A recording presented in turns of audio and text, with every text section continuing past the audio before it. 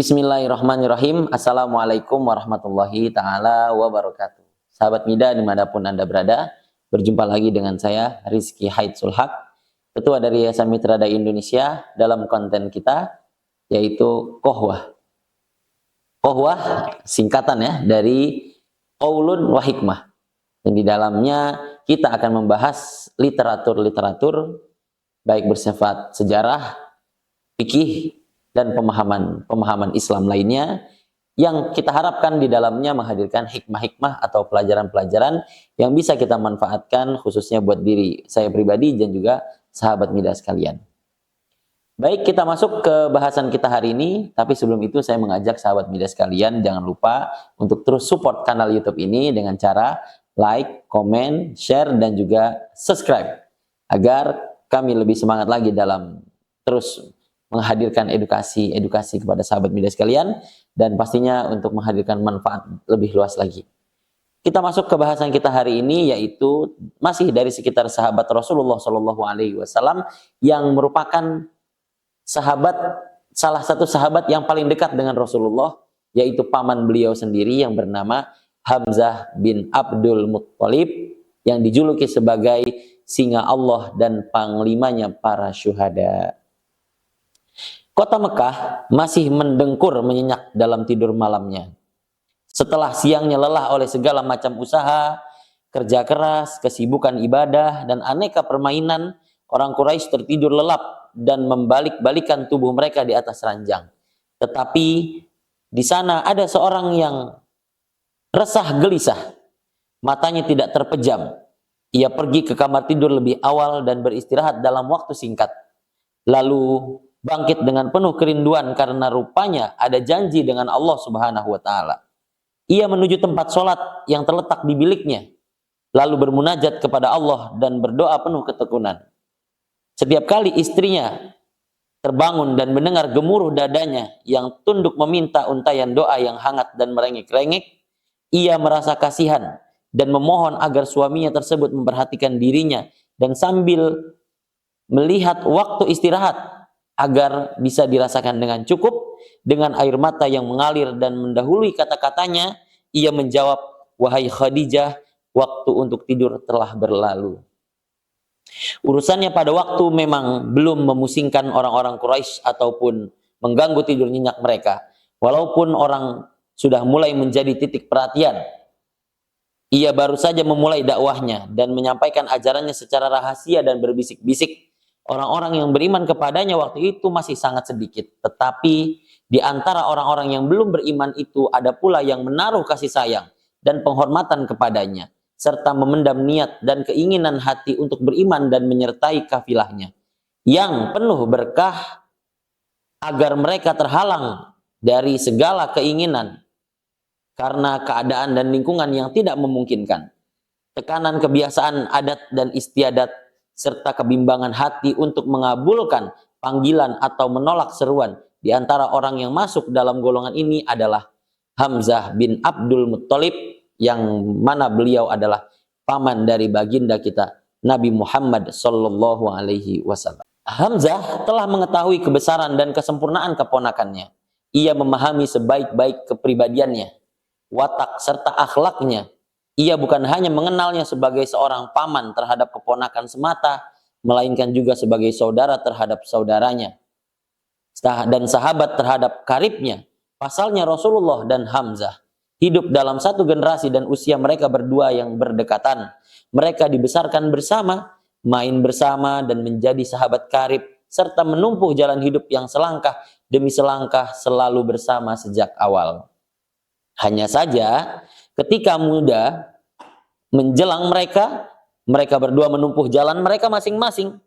Hamzah mulai bersaing dengan teman-temannya untuk mendapatkan kelayakan hidup dan merintis jalan bagi dirinya untuk memperoleh kedudukan di kalangan pembesar-pembesar Mekah dan pemimpin-pemimpin Quraisy. Sedangkan Muhammad Shallallahu Alaihi Wasallam tetap bertahan di lingkungan cahaya rohani yang mulai menerangi jalan baginya menuju ilahi, serta mengikuti bisikan hati yang mengajak untuk menjauhi kebisingan hidup untuk mencapai kerenungan yang dalam, serta mempersiapkan diri untuk menyambut dan menerima kebenaran. Kita tegaskan bahwa walaupun kedua anak muda itu telah mengambil arah yang berlainan, tetapi tidak satu detik pun hilang dari ingatan Hamzah keutamaan sahabat sekaligus keponakannya itu banyak diketahui Hamzah, yakni keutamaan dan kemuliaan yang mengantarkan pemiliknya pada kedudukan tinggi di mata seluruh manusia dan melukiskan secara gamblang masa depannya yang gemilang. Pagi itu seperti biasa, Hamzah keluar dari rumahnya. Di sisi Ka'bah ia melihat rombongan pembesar dan bangsawan Quraisy. Lalu ia pun duduk bersama mereka dan mendengarkan apa yang mereka perbincangkan. Ternyata mereka sedang membicarakan Muhammad Shallallahu Alaihi Wasallam. Untuk pertama kalinya Hamzah melihat mereka diliputi rasa gelisah disebabkan oleh dakwah yang dilakukan oleh keponakannya. Kemarahan, kebencian, dan kedengkian tampak jelas dari kata-kata mereka. Sebelum itu, mereka tidak peduli atau pura-pura tidak peduli, tetapi sekarang wajah-wajah mereka mengerikan. Mengerikan karena berang, kecewa, serta hendak menerkam. Hamzah tertawa mendengar obrolan mereka. Ia menuduh mereka terlalu berlebihan dan salah menilai orang. Saat itu pula Abu Jahal segera menegaskan kepada mereka yang hadir bahwa sebenarnya Hamzah paling tahu tentang bahaya ajaran yang diserukan oleh Muhammad SAW. Hanya saja ia menganggap enteng hingga Quraisy menjadi lengah dan tidak menyadari. Kemudian suatu saat nanti orang-orang Quraisy ditimpa keburukan dan urusan keponakannya itu menguasai mereka. Mereka melanjutkan pembicaraan dalam suasana hiruk pikuk dan tidak luput dari ancaman. Sedangkan Hamzah kadang-kadang turut tertawa dan sesekali menampakkan wajah murka. Ketika pertemuan itu usai dan mereka kembali ke acara masing-masing, kepala Hamzah pun dipenuhi oleh pikiran perasaan baru yang menyebabkan perhatiannya tertuju kepada urusan keponakannya yang mempertimbangkan kembali apa dampak baik dan buruknya. Hari-hari pun berlalu silih berganti dan makin lama desas-desus yang disebarkan Quraisy terkait dakwah Rasulullah Shallallahu Alaihi Wasallam makin memuncak. Akhirnya desas-desus itu berubah menjadi hasutan dan persengkongkolan. Sementara Hamzah memperhatikan suasana dari jauh, ketabahan hati keponakannya itu sangat mengherankannya. Sedangkan usahanya yang mati-matian membela keimanan dan kelancaran dakwahnya merupakan hal yang baru bagi kaum Quraisy secara umum, walaupun sebenarnya mereka terkenal gigih dan keras kepala. Ketika itu keraguan-raguan mungkin saja dapat menggoyahkan kepercayaan seseorang tentang kebenaran Rasulullah Shallallahu Alaihi Wasallam dan kebesaran jiwanya, tetapi ia tidak akan menemukan jalan untuk mempengaruhi dan memperdayai Hamzah. Hamzah adalah orang yang paling tahu siapa Muhammad Shallallahu Alaihi Wasallam sejak kanak-kanak hingga waktu mudanya yang tidak ternoda dan terpercaya sampai usia dewasa. Ia mengenal Muhammad Shallallahu Alaihi Wasallam sebagaimana ia mengenal dirinya sendiri. Bahkan lebih dari itu, sejak mereka lahir ke alam wujud, menjadi remaja dan sama-sama berangkat dewasa, di mana lembaran kehidupan Muhammad Shallallahu Alaihi Wasallam terbuka di hadapan matanya, bersih laksana sinar matahari. Ia tidak pernah sekalipun melihat cacat pada lembaran itu. Tidak sekalipun ia melihat marah atau naik darah, kecewa atau putus asa, apalagi menampakkan ketamakan dan keserakahan, berolok-olok atau berbuat hal yang sia-sia.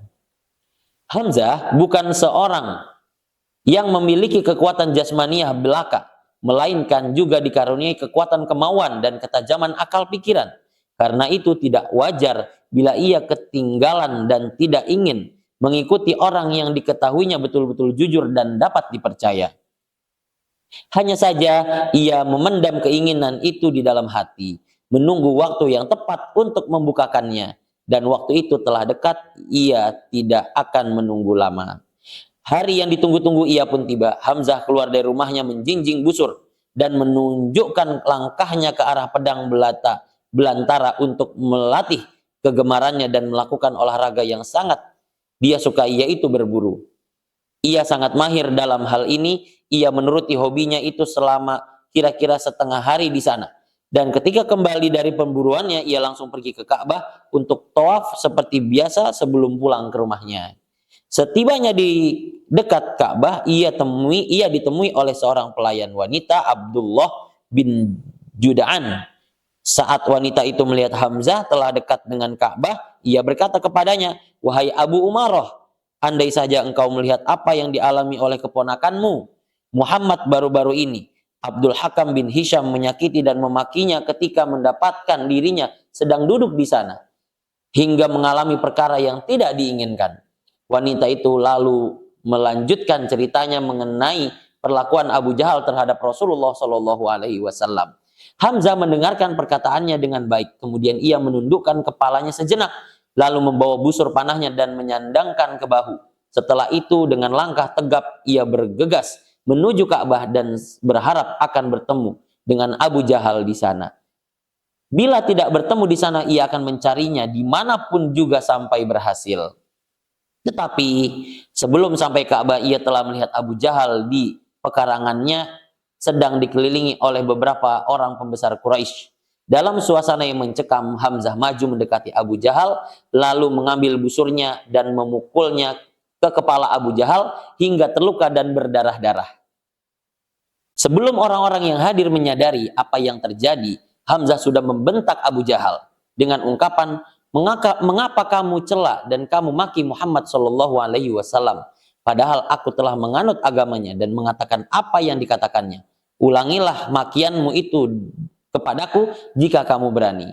Seketika itu juga orang-orang yang berada di tempat kejadian tersebut lupa akan penghinaan yang baru menimpa pemimpin mereka dan darah yang mengalir dari kepalanya. Terhenyak kaget oleh kata-kata yang keluar dari mulut Hamzah yang tidak ubah bagai bunyi halilintar di siang bolong. Kata-kata yang diucapkannya itu untuk menyatakan bahwa ia telah menganut agama Muhammad Shallallahu Alaihi Wasallam, mengakui apa yang diakuinya dan mengatakan apa yang dikatakannya. Apakah Hamzah telah masuk Islam? Hamzah adalah sosok anak muda Quraisy yang paling gigih membela haknya serta yang paling mulia. Sungguh suatu bencana besar yang tidak dapat diatasi oleh bangsa Quraisy, karena keislaman Hamzah akan menarik perhatian tokoh-tokoh pilihan untuk ikut memasuki agama itu, hingga Muhammad Shallallahu Alaihi Wasallam akan mendapatkan tenaga dan kekuatan yang akan membela dakwah dan memperkokoh barisannya. Dan suatu hari nanti orang-orang Quraisy akan bangun dan tersadar diri karena mendengarkan bunyi linggis dan tembilangan yang menghancur leburkan berhala-berhala dan tuhan-tuhan mereka. Memang benar Hamzah telah masuk Islam dan di hadapan umum ia telah mengungkapkan isi hatinya selama ini. Ia meninggalkan orang-orang yang dulu merenungi kekecewaan dan kegagalan harapan mereka dan membiarkan Abu Jahal menjilat darah yang mengucur dari kepala yang terluka. Hamzah kembali memungut busur dengan tangan kanannya dan menggantungkannya di bahu, lalu dengan langkah yang tegap dan hati yang pekat pergi pulang ke rumahnya. Hamzah adalah orang yang berpikiran cerdas dan berhati lurus. Ketika ia telah pulang ke rumahnya dan hilang rasa lelahnya, ia duduk sambil berpikir serta merenungkan peristiwa yang baru saja dialaminya. Bagaimana cara ia menyatakan keislamannya dan kapan? Ia telah menyatakan saat emosi dan tersinggung, saat marah dan naik darah.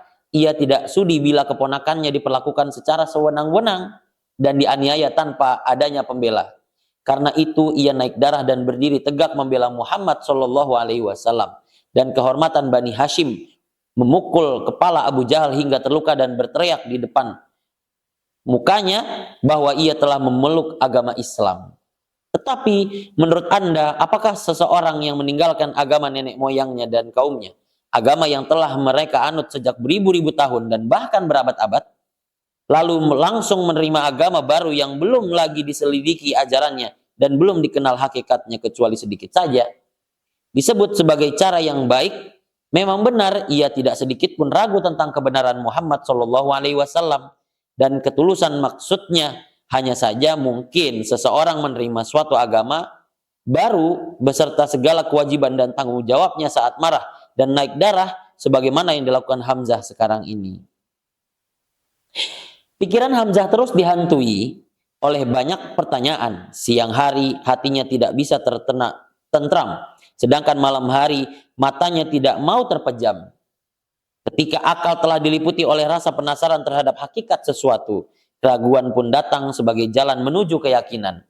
Demikianlah akal Hamzah yang baru saja tersentuh oleh keinginan untuk membahas masalah agama Islam dan membandingkan dengan agama yang lama Keraguan pun langsung menyelimuti dirinya yang dibangkitkan oleh kerinduan yang telah mendarah daging terhadap agama nenek moyangnya, dan kecemasan yang telah jadi pusaka turun-temurun terhadap segala hal yang baru. Semua kenangannya tentang Ka'bah beserta Tuhan-Tuhan dan berhala-berhalanya bangkit kembali. Begitu pula tentang pengaruh keagamaan yang telah ditanamkan oleh patung-patung pahatan terhadap semua penduduk Mekah dan bangsa Quraisy secara keseluruhan. Di dalam dadanya memang terpendam niat untuk menghormati dakwah baru dan panji-panjinya yang dipikul oleh keponakannya. Namun seandainya ia ditakdirkan akan menjadi salah seorang pengikut dari dakwah ini yang beriman dan menyediakan diri untuk menjadi pembantu dan pembelanya, kapankah sebenarnya waktu yang tepat untuk menganutnya?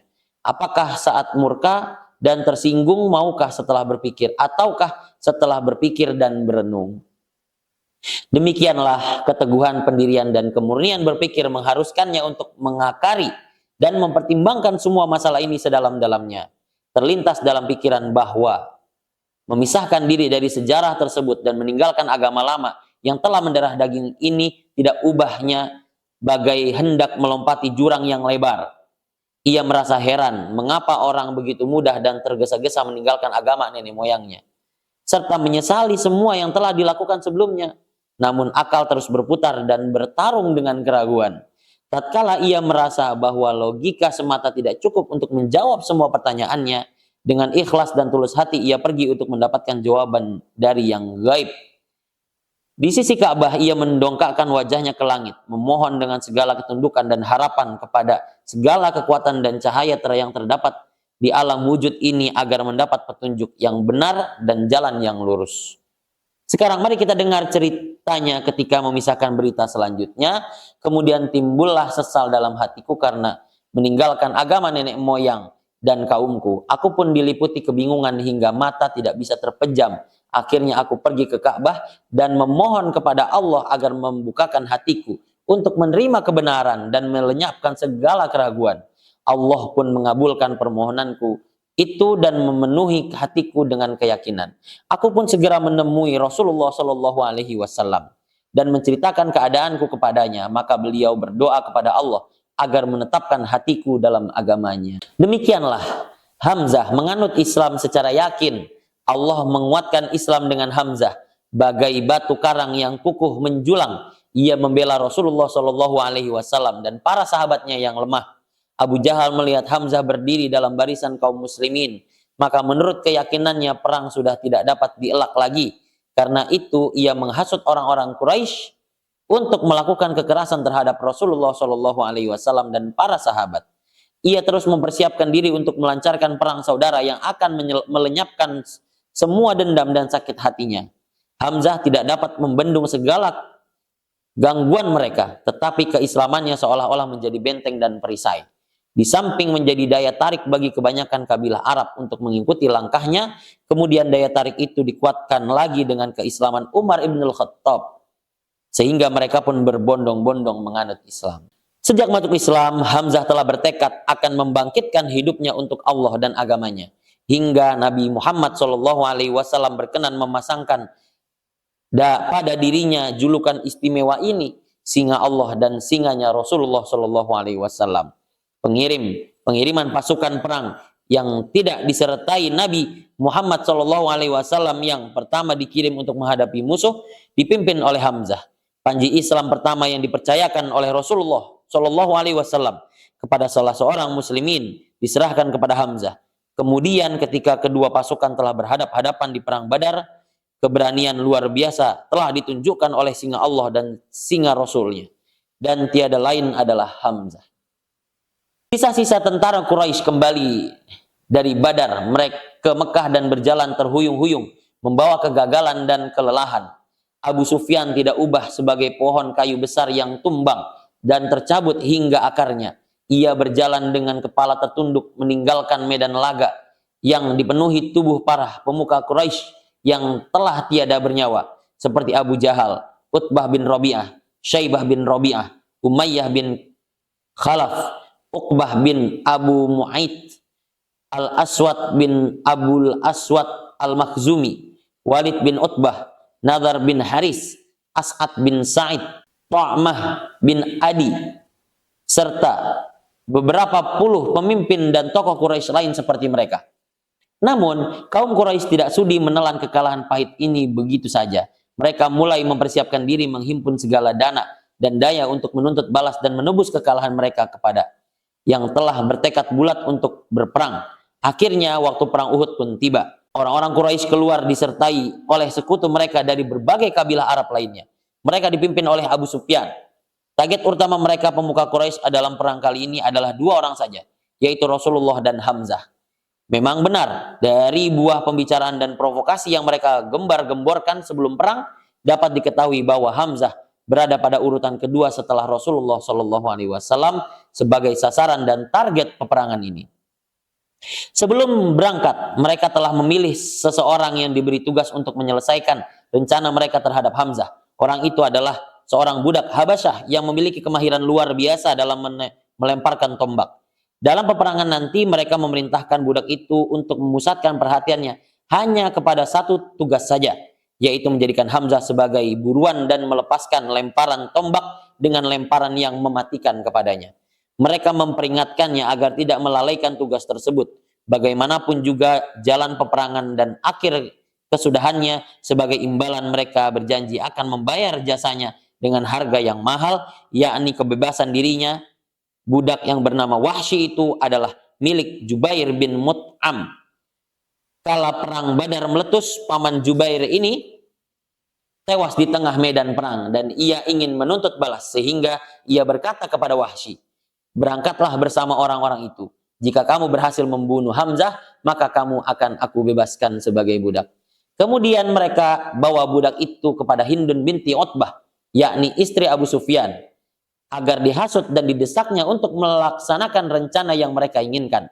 Pada perang Badar, Hindun telah kehilangan ayah, paman, saudara, putranya.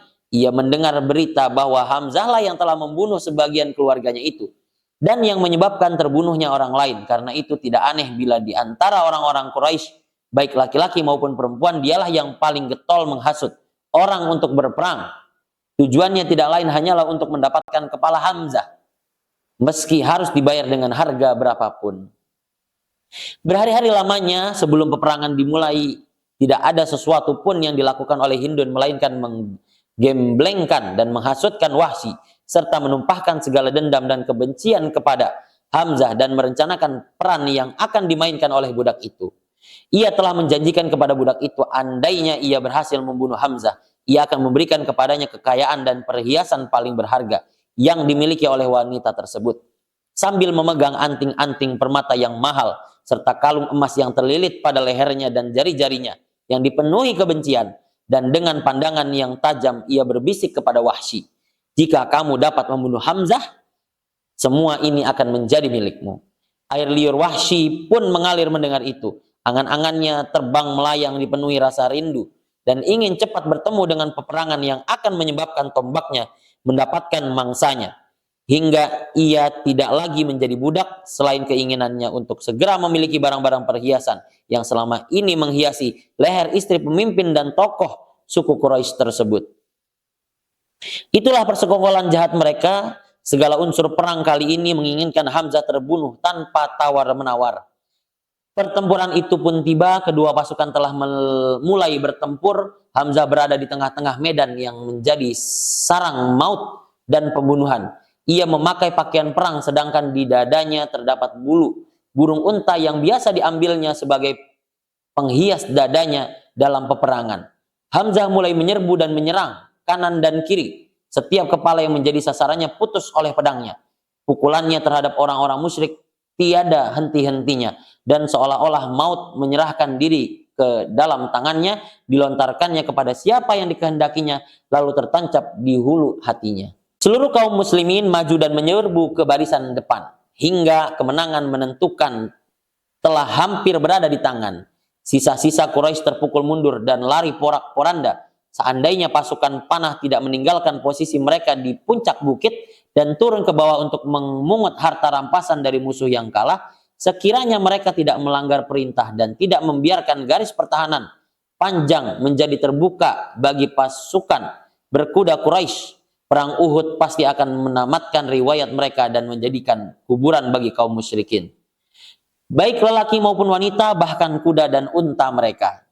Saat mereka lengah dan tidak waspada, itulah pasukan berkuda Quraisy menyerang kaum muslimin dari belakang hingga mereka menjadi sasaran dan bulan-bulanan pedang yang menari-nari berkelabatan.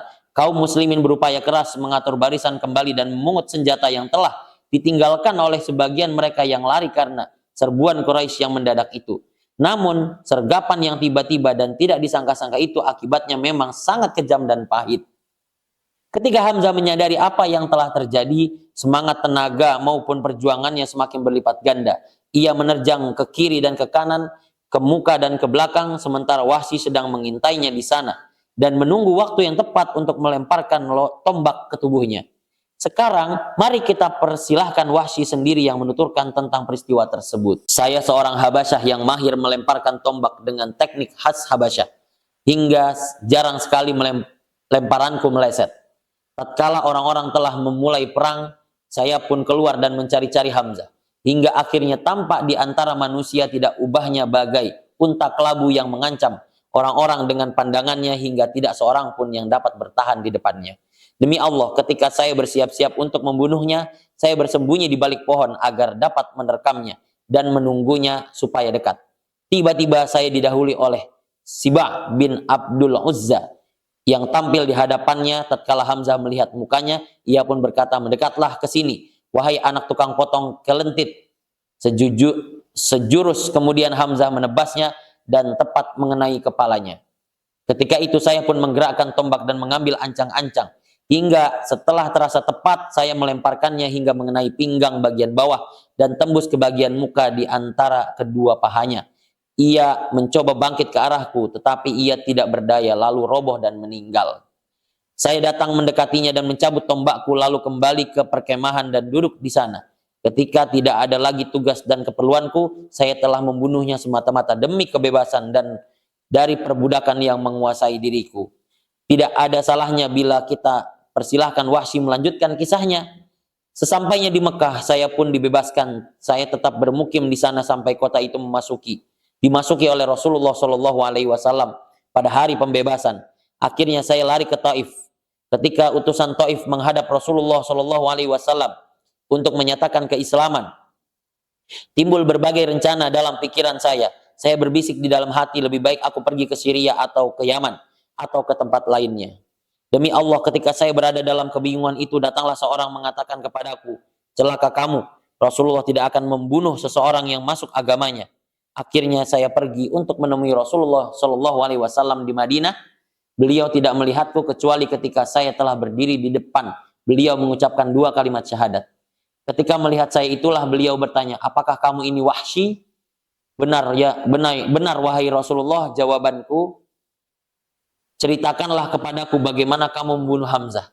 Saya pun menceritakan kisah tersebut. Setelah saya selesai bercerita, beliau bersabda, "Celaka kamu, jauhkanlah wajahmu dari pandanganku." Setelah itu saya menghindarkan diri dari hadapan dan jalan yang ditempuh oleh Rasulullah Shallallahu Alaihi Wasallam agar tidak kelihatan oleh beliau sampai saat beliau wafat. Tatkala kaum muslimin bergerak untuk menumpas pemberontakan nabi palsu Musailamah Al-Kadzab yang menguasai Yamamah, saya pun ikut bersama mereka dan membawa tombak yang dahulu saya gunakan untuk membunuh Hamzah. Ketika orang-orang mulai bertempur, saya melihat Musailamah Al-Kadzab sedang berdiri dengan pedang di tangannya. Saya pun bersiap-siap dan menggerakkan tombak sambil mengambil ancang-ancang, hingga setelah terasa tepat, saya lemparkan tombak dan menemui sasarannya. Dengan demikian, dengan tombak itu dahulu saya membunuh manusia terbaik, yaitu Hamzah. Dan sekarang saya berharap Allah akan mengampuniku. Dengan tombak itu pula saya membunuh manusia terjahat, yaitu Musailamah Al-Kadzab. Demikianlah singa Allah dan singa Rasulnya itu digugur sebagai syahid yang mulia.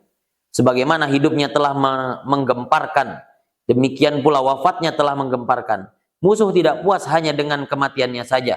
Mereka telah mengarahkan orang-orang Quraisy dan mengorbankan harta benda mereka dalam suatu peperangan besar yang tujuannya tiada lain ialah mendapatkan Rasulullah dan pamannya Hamzah. Hindun binti Utbah yang merupakan istri dari Abu Sufyan telah menyuruh Wahsy agar mengambil hati Hamzah untuk dirinya. Keinginannya yang harus dia bayar dengan imbalan yang setimpal itu dikabulkan oleh orang Habasyah itu. Tatkala ia kembali kepada Hindun dan memberikan hati Hamzah dengan tangan kanannya, ia menerima kalung dan anting-anting dari wanita itu dengan tangan kirinya sebagai balas jasa atas tugas yang dilaksanakan dengan baik.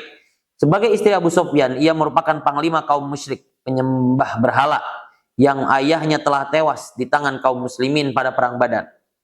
Hindun menggigit dan mengunyah hati Hamzah dengan harapan akan dapat mengobati hatinya yang pedih karena dendam dan murka. Namun hati Hamzah menjadi alot sehingga tidak dapat dikunyah dan tidak mempan oleh taring-taringnya. Dan akhirnya ia mengeluarkan dari mulutnya lalu berteriak keras, "Kami membalas kalian pada atas kekalahan di Badar. Pertempuran hari itu kini terbalas dengan pertempuran hari ini. Betapa pedihnya hatiku mengenang Utbah. Demikian pula saudaraku, paman, serta putra sulungku. Sekarang hatiku puas, nazar itu telah terpenuhi. Sakit di dada telah terobati, wahai Wahsy." Peperangan pun berakhir. Kaum musyrikin menaiki unta dan menghalau kuda mereka pulang ke Mekah. Rasulullah Shallallahu Alaihi Wasallam beserta sahabat turun ke bekas medan pertempuran untuk memeriksa para syuhada. Di perut lembah, ketika beliau memeriksa wajah para sahabatnya yang telah menjual diri kepada Allah dan menjanjikan pengorbanan yang ikhlas demi Allah yang maha besar, beliau berhenti sejenak menyaksikan dan tak sepatah kata pun terucap. Menggerakkan gigi dan air mata pun menetes. Tidak terlintas dalam benak beliau sedikit pun bahwa moral orang-orang Arab akan merosot sedemikian rupa hingga jatuh pada kebiadaban dan sampai hati merusak mayat seperti yang terjadi pada paman beliau sendiri yang gugur syahid, yaitu Hamzah bin Abdul Muttalib, singa Allah dan tokoh utama para syuhada. Rasulullah Shallallahu Alaihi Wasallam membuka kedua mata yang dengan airnya yang berkilau laksana kaca. Pandangan beliau tertuju pada tubuh pamannya itu dan bersabda, "Aku tidak akan menderita karena musibah sepertimu selamanya, dan tidak satu suasana pun yang lebih menyakitkan hatiku seperti suasana sekarang ini." Kemudian beliau menoleh ke arah para sahabat dan bersabda, "Sekiranya Sofiyah, saudari Hamzah, tak akan berduka dan tidak akan menjadi sunnah sepeninggalanku nanti, niscaya ku biarkan jasadnya mengisi perut binatang buas dan tembolok burung, sehingga sekiranya aku diberi kemenangan oleh Allah di salah satu medan pertempuran dengan orang Quraisy, niscaya ku cabik-cabik tubuh ke-30 orang laki-laki di antara mereka." Para sahabat pun berseru, "Demi Allah, sekiranya pada suatu waktu nanti kita diberi kemenangan oleh Allah atas mereka, niscaya kami akan mencincang-cincang mayat mereka dengan cincangan yang belum pernah dilakukan oleh orang Arab pun." Namun Allah telah memberikan kemuliaan kepada Hamzah sebagai seorang syahid, memuliakannya sekali lagi dengan menjadikan gugurnya itu sebagai suatu kesempatan untuk memperoleh pelajaran penting yang akan melindungi keadilan sepanjang masa dan mengharuskan diperhatikannya kasih sayang walau dalam kisos dan menjatuhkan hukuman. Demikianlah sebelum lagi selesai Rasulullah Shallallahu Alaihi Wasallam mengucapkan ancamannya itu dan belum beranjak dari tempat tersebut, ayat-ayat yang mulia berikut ini pun turun. "Serulah wahai manusia kepada jalan Tuhanmu dan hikmah dan pelajaran yang baik, dan bantahlah mereka dengan cara yang baik. Sesungguhnya Tuhanmu dialah yang lebih mengetahui tentang siapa yang tersesat dari jalannya, dan dialah yang lebih mengetahui orang-orang yang mendapat petunjuk. Dan jika kamu memberikan balasan, maka balaslah dengan balasan yang sama dengan siksaan dan timpakan kepadamu. Akan tetapi jika kamu bersabar, sesungguhnya itulah yang lebih baik bagi orang-orang yang bersabar. Bersabarlah wahai Muhammad, dan tiadalah kesabaranmu itu melainkan dengan pertolongan Allah. Dan janganlah kamu bersedih hati terhadap kekafiran mereka, dan janganlah kamu bersempit dada terhadap apa yang mereka tipu dayakan. Sesungguhnya Allah bersama orang-orang yang bertakwa dan orang-orang yang berbuat kebaikan." Ayat-ayat tersebut diturunkan di tempat itu dan sekaligus sebagai penghormatan terbaik untuk Hamzah, yang pahalanya pasti akan diberikan oleh Allah Subhanahu wa ta'ala. Rasulullah Shallallahu Alaihi Wasallam sangat sayang kepadanya, dan seperti telah kami sebutkan sebelumnya, ia bukanlah sekedar paman yang tercinta belaka, melainkan juga saudara sesusuan teman sepermainan, dan sahabat sepanjang masa. Pada momen perpisahan ini, tidak ada penghormatan yang lebih utama yang ditemui Rasulullah Shallallahu Alaihi Wasallam untuk melepas kepergiannya selain mensolatkannya bersama dengan seluruh syuhada, seorang demi seorang. Demikianlah jasadnya dibawa ke tempat sholat di medan laga. Yang telah menyaksikan kepahlawanan dan menampung darahnya, lalu disolatkan oleh Rasulullah Shallallahu Alaihi Wasallam bersama para sahabatnya. Setelah itu orang-orang yang gugur syahid lainnya dibawa ke sana dan disolatkan oleh Rasulullah Shallallahu Alaihi Wasallam. Mayat itu diangkat, tetapi Hamzah dibiarkan di tempatnya. Lalu jasad korban syahid ketiga dibawa dan dibaringkan di dekat Hamzah, lalu disolatkan pula oleh Rasulullah. Begitulah para syuhada itu didatangkan satu demi satu untuk disolatkan, hingga bila dihitung ada 70 kali lipat solat Rasulullah Shallallahu Alaihi Wasallam di kala itu. Begitu pula 70 kali lipatnya Rasulullah Shallallahu Alaihi Wasallam mensolatkan Hamzah di kala itu. Rasulullah pulang ke rumah meninggalkan medan peperangan. Di tengah perjalanan beliau mendengar wanita-wanita Bani Abdul Ashhal menangisi syuhada mereka. Dengan sangat santun dan sayang beliau bersabda, tetapi Hamzah tidak ada wanita yang menangisinya. Sabda beliau itu terdengar oleh Sa'ad bin Mu'az. Ia menyangka Rasulullah Shallallahu Alaihi Wasallam akan senang bila ada wanita yang menangisi pamannya. Lalu segeralah ia mendatangi wanita-wanita Bani Abdul Ashhal dan menyuruh mereka agar menangisi Hamzah pula. Seruan itu pun dituruti, namun ketika Rasulullah mendengar tangisan mereka, beliau pergi menemui mereka dan bersabda, bukan ini yang saya maksudkan, pulanglah kalian, semoga Allah memberi kalian rahmat dan tidak boleh menangisi lagi setelah hari ini. Para penyair dan kalangan sahabat Rasulullah Shallallahu Alaihi Wasallam berlomba-lomba mengubah syair dan mengatarkan kepergian Hamzah dan mengenang jasa-jasanya yang besar. Di antaranya Al Hasan bin Sabit mengatakan, tinggalkan masa lalu yang penuh berhala.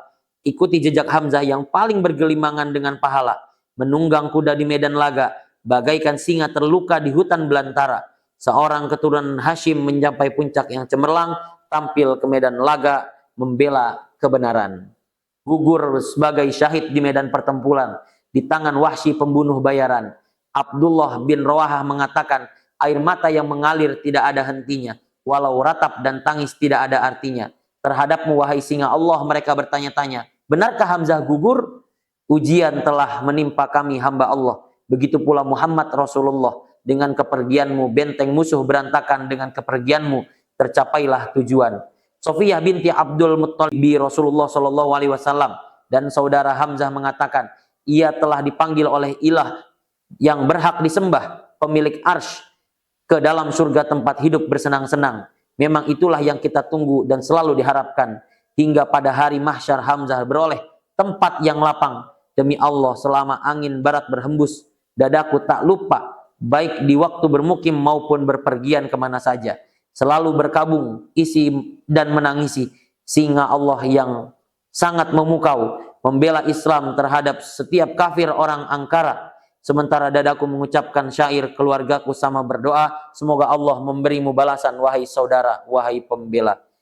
Tetapi ratapan terbaik untuk mengenang Hamzah ialah kata-kata yang diucapkan oleh Rasulullah Shallallahu Alaihi Wasallam ketika berdiri di depan jasad Hamzah. Sewaktu dilihatnya berada di antara syuhada pertempuran itu, beliau bersabda, rahmat yang maha penyayang terlimpah atas dirimu, akulah saksi bagimu di hadapan Al-Hakim. Engkaulah kesatria penyambung silaturahim, berbuat kebaikan, pembela yang dizalimi. Tidak bisa dipungkiri bahwa musibah yang menimpa Nabi Shallallahu Alaihi Wasallam berupa kematian paman beliau yang utama, Hamzah, adalah musibah yang sangat besar, hingga sebagai penghibur baginya sangat sukar ditemukan.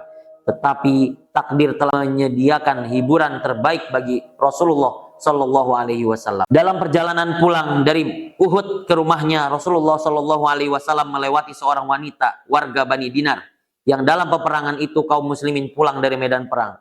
Ia segera mendapatkan mereka dan menanyakan berita pertempuran mereka. Sampaikan bela sungkawa atas gugurnya suami, ayah, saudara itu. Sambil mengeluh, wanita itu bertanya, bagaimana kabar Rasulullah? Mereka menjawab, baik-baik saja. Alhamdulillah, beliau dalam keadaan yang kamu inginkan. Ajaklah beliau ke sini agar saya dapat melihatnya. Mereka pun tetap berdiri di samping wanita tersebut hingga Rasulullah Shallallahu Alaihi Wasallam dekat kepada mereka.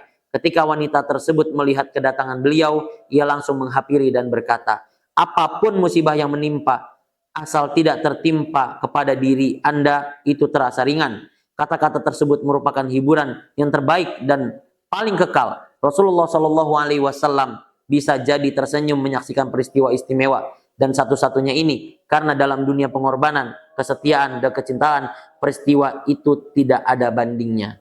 Seorang wanita yang lemah dan miskin itu telah kehilangan ayah, suami dan saudaranya, tetapi sambutannya terhadap perang yang menyampaikan berita yang dapat mengguncangkan gunung cukup dengan kata-kata. Tetapi bagaimana kabar Rasulullah? Sungguh suatu peristiwa yang telah diatur corak dan waktunya oleh tangan takdir secara baik dan tepat guna disajikan sebagai penghibur bagi Rasulullah Shallallahu Alaihi Wasallam dalam menghadapi musibah atas kesyahidan singa Allah dan panglima para syuhada Hamzah bin Abdul Muttalib.